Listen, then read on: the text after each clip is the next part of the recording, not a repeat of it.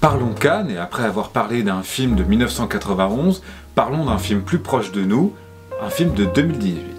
Cette année, Cannes n'aura pas lieu, c'est donc l'occasion de regarder des films des compétitions précédentes afin de se faire sa propre sélection. Aujourd'hui, on aborde Lars von Trier avec The House Jack Built. Il est vrai que l'année 2018 n'a pas été une grande année pour Cannes, cinématographiquement parlant, cela s'entend. Cela s'est d'ailleurs vu dans la sélection dont notre film a été exclu.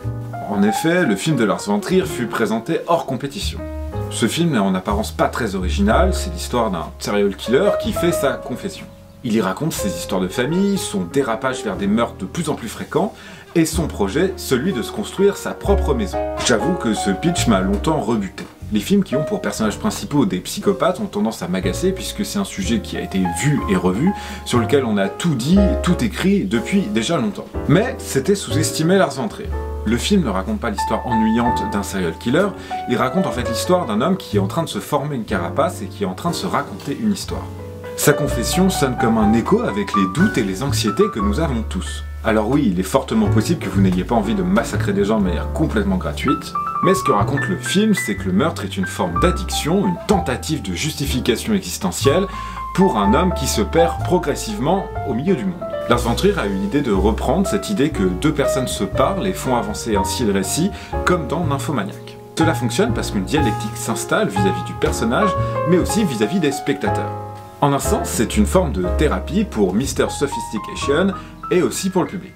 Le film se passe dans les années 70-80, ce qui aurait pu être un cliché supplémentaire, sauf que, encore une fois, c'était sous-estimé Lars von Trier.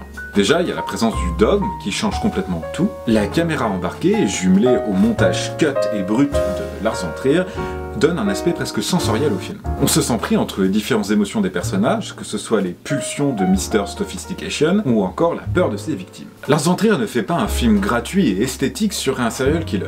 Il détruit volontairement ses artifices pour laisser le spectateur toujours dans une zone d'inconfort. Inutile de vous dire que les acteurs sont incroyables, des petits rôles jusqu'aux figurants. Chaque scène est jouée comme une pièce de théâtre à huis clos, comme des petits films qui se suffisent à eux-mêmes à l'intérieur de ce grand film. Une mention spéciale pour l'acteur Matt Dillon qui campe le rôle principal, que l'on s'étonne d'ailleurs de ne pas retrouver plus souvent depuis. Bien sûr, une mention à Uma Thurman que l'on retrouve une nouvelle fois dans un film de Lars von Trier.